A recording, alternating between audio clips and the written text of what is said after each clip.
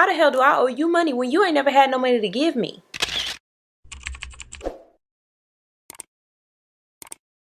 Hey y'all, welcome and or welcome back to my channel. My name is Janae, if you didn't know, and today's video is another true crime episode, so if you're ready, let's go. Alright y'all, so today we're going to be talking about the Anderson family, and they are a well-to-do family who live in Carnation, Washington, and they moved to Carnation from California, I believe in the 1980s. And in 2007, this family consisted of the dad Wayne, who was a 60-year-old Boeing engineer, mom Judy, who was a 61-year-old postal worker, their oldest daughter Mary, their 32-year-old son Scott, and their 29-year-old daughter Michelle. And Wayne and Judy raised their kids as best they could, and by all accounts it would seem as though they did quite all right. Mary was out here living her life, taking care of her kids, minding her own business. Scott had married his high school sweetheart and was now raising a family of his own. And then there was Michelle. Now, she didn't have her own family just yet. She did have a boyfriend named Joseph McEnroe who lived with her in a trailer on her parents' 10-acre property. And they lived there rent-free because prior to moving into the trailer on Judy and Wayne's property,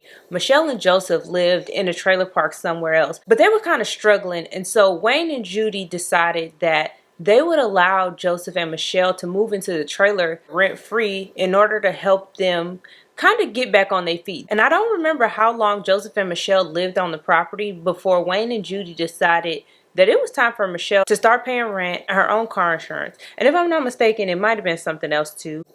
But essentially, Michelle needed to start paying her own bills. And when this was brought up to Michelle in 2007, she started talking about money that her older brother Scott owed her, and it was somewhere to the tune of $40,000 that he supposedly owed her. And she basically tried to deflect from the fact that her parents wanted her to start paying her own way. And when Michelle brought it up to Scott, Scott denied this profusely. He was of the mindset of, how the hell do I owe you money when you ain't never had no money to give me? Make it make sense. And Wayne and Judy agreed with Scott. So they had a little argument about this money, but nobody really took it too seriously. It was really just a normal family tiff. They argued about it, they got over it. And I don't know at what point in the year this argument about the money happened, but by December 23rd, everything seemed squashed. Everything seemed all good. And Michelle and Judy decided to go last minute Christmas shopping. Judy just wanted to get all her little last minute Christmas gifts for all her grandkids because everybody had planned to go to Wayne and Judy's for Christmas Eve. So they finished their shopping trip and go back home and then confirmed that Michelle and Joseph are going to be back tomorrow to celebrate with the rest of the family. And afterwards, Michelle goes back down to her trailer. And so Christmas Eve rolls around now and Wayne and Judy are up early. They getting the house ready for their family to come over. And it's supposed to be they 3 kids and their kids as families. But Mary ended up coming down with some kind of cold. She started to not feel so well on the day that she was supposed to go to her mama's house. And so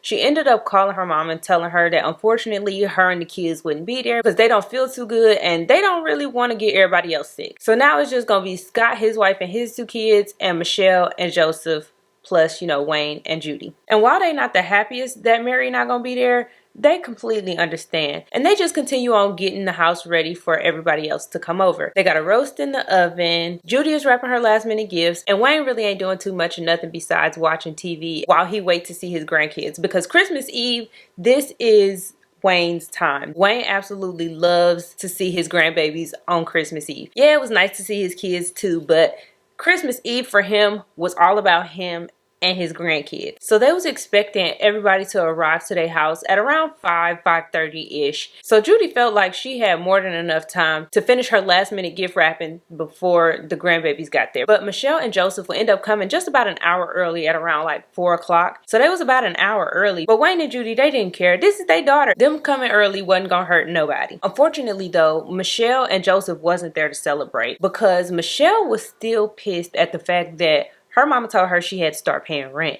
And she was upset at the fact that her parents always seemed to take Scott's side. And apparently Michelle just couldn't take it no more. And so when her and Joseph got to the house that day, Joseph went into the room with Judy as somewhat of a distraction while she finished wrapping the gifts. And Michelle is in the room with her dad. And as he's watching TV, or I think he might have been watching TV, they might have been talking, I'm not 100% sure.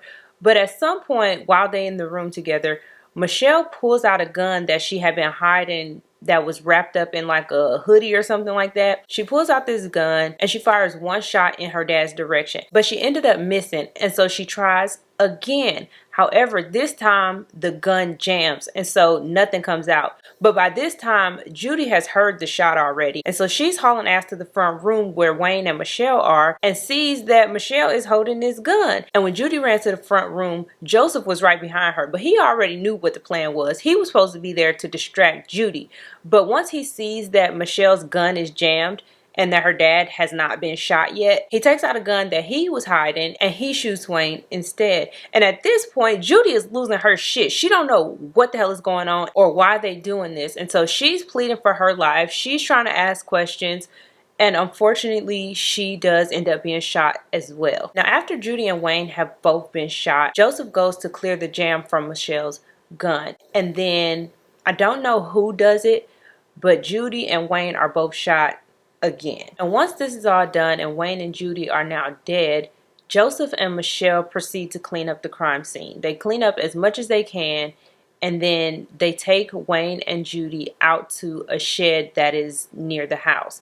Now, they're not able to get Wayne inside of the shed because Wayne is a pretty big guy. And so they ended up leaving him on the side of the shed and then covering him up with, I don't know, maybe it was something that was on the side of the shed or something that was inside the shed, but they ended up covering him up. And so now that Wayne and Judy are out by the shed and the inside of the house is clean, Joseph and Michelle just wait. They sit inside the house and they wait. And they wait in the house for about an hour before Scott shows up to the house with his wife Erica and their two kids, 5-year-old Olivia and 3-year-old Nathan. And when they get to the house, everything seems normal. Everything seems copacetic. Scott and Erica are none the wiser of the things that just occurred in that house. So they go inside and they take their shoes off, take their coats off, you know, the normal stuff that one would do when they enter their parents' home. And they sit down on the couch and they start to talk to Michelle and Joseph.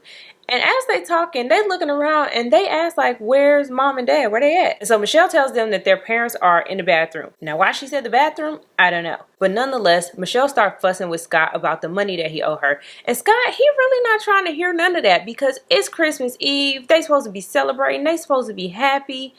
Girl, if you don't go somewhere talking about this like right now. So they kind of fussing back and forth, but then all of a sudden out of nowhere Scott is shot. And immediately after Scott gets shot, Erica is shot multiple times. And somehow, some way, even after being shot multiple times, Erica is able to make it to the other side of the couch where Wayne and Judy keep their house phone, and she's able to call 911. Now this 911 call was very brief, only a couple of seconds long, and Erica don't get a chance to say nothing to the operator before Joseph comes over, grabs the phone from her, snatches the battery out, and throw it against the wall. Now I told y'all this is a house phone, so when you take the batteries out, all lines of communication dead. You can't do nothing with it. And at this point, Scott and Erica are both shot again multiple times. And then, at the direction of Michelle, Joseph turns his gun on 5-year-old Olivia and 3-year-old Nathan. And they too are both shot and killed along with their parents. And at this point, Michelle and Joseph don't even try to clean up this crime scene. They just go back to their trailer and attempt to destroy some of the evidence that will point them to being the murderers. And so now while they back at their trailer trying to destroy this evidence, the police end up showing up to the Anderson property because remember, Erica had dialed 911, and anytime they get a hang-up call, they send deputies out just to make sure that everything's okay.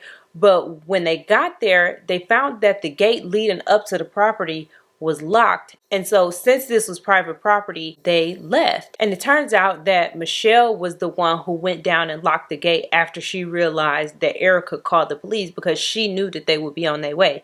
And she also knew that since it was private property, they wouldn't come onto the property without permission. And so she locked the gate and then went back to doing what she was doing. It wouldn't be until 2 days later, on December 26th, that the Anderson family was discovered when one of Judy's co-workers named Linda Tilley noticed that she didn't come into work that day. And over the years that Judy and Linda worked together, they became best friends. And so Linda knew Judy pretty well, and she just knew that it was very unlike her to not come to work, especially the day after Christmas when the mail volume would be heavy. And so she decided to go to the Anderson property, and when she got there, she found that the gate leading up to the property was locked.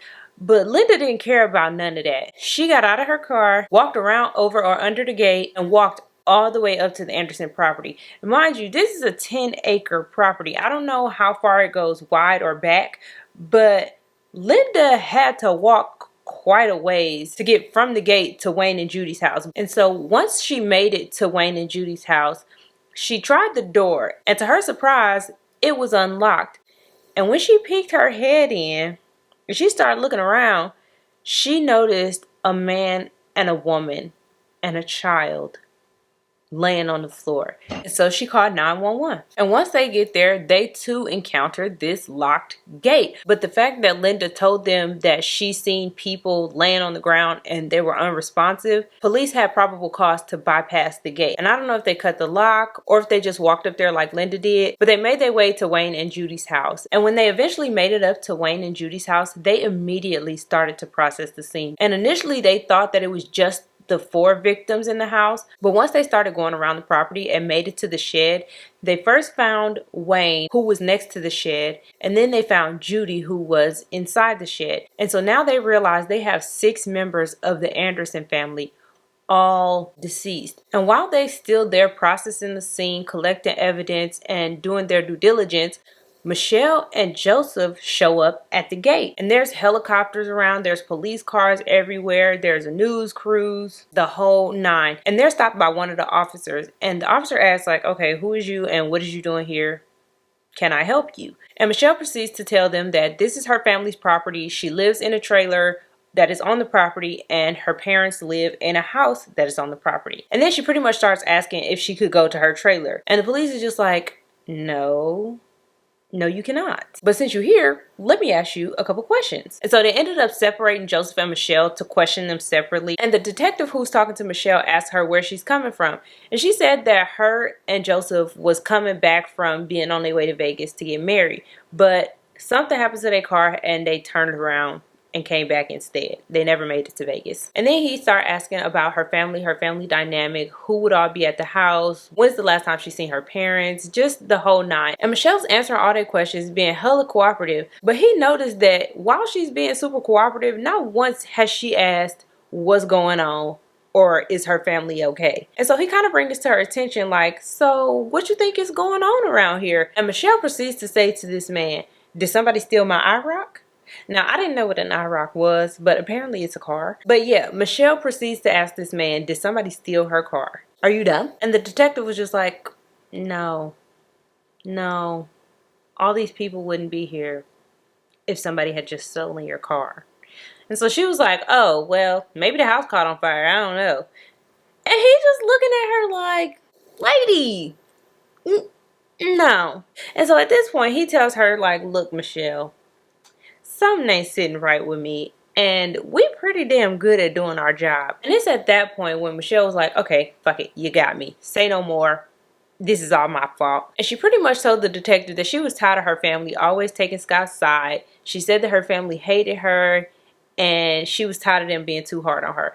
Mind you, them being hard on her was them telling her that it was time for her to pay bills. But anyways, she said that she just wanted to get her money from her brother and go. And then shortly after Michelle confessed, Joseph ended up confessing with the other officer. But even though they confessed to these murders, it would take years for them to be convicted because, well, I don't know why. But it wasn't until May 2015 that Joseph was sentenced to life in prison without the possibility of parole. And then in April of 2016, Michelle was sentenced to life in prison as well. And they both pleaded guilty, so I really don't know why there was a trial, but I watched some of it. And according to Mary, she believes that if she had gone to her mama's house that day, her and her kids would have been dead as well. Because remember when I told you that Judy and Michelle had went last minute Christmas shopping on the 23rd? Well, Mary ended up talking to her mama while she was out shopping with Michelle. And Michelle asked her mama if Mary was going to be there the next day. And Mary told her that yes, she was going to be there. And so if she wouldn't have got sick, she would have went to her mama's house that day, which is absolutely crazy to me.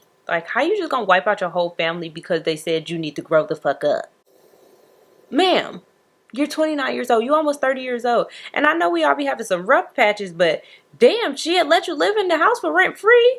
You couldn't get a job because I didn't tell y'all that Michelle didn't have no job. She wasn't getting no job. She probably wasn't looking for no fucking job. But yeah, y'all, that is all I have for today's video. Thank you all so very much for watching. Don't forget to like, comment, and subscribe. And I will see you all in the next one. And by all accounts, it seems as though James, no, who the fuck is James? Because Michelle, no, not Michelle now. Cierra la puerta, por favor. Cierra la puerta. And then confirm that Michelle and Joseph are gonna come back to the house for. And why they not the happiest that Michelle not gonna be there? No, Michelle gonna be there. And so she's hauling ass to the front room where Joseph and Michelle are. No. Now, why she would come up with the bathroom, I don't know, because why would both of them be in the bathroom unless their parents is on some freaky deaky shit? And I don't think that that was the case. Well, I know that wasn't the case. Disregard. And immediately after, Shot gets... Jace! You okay? Okay.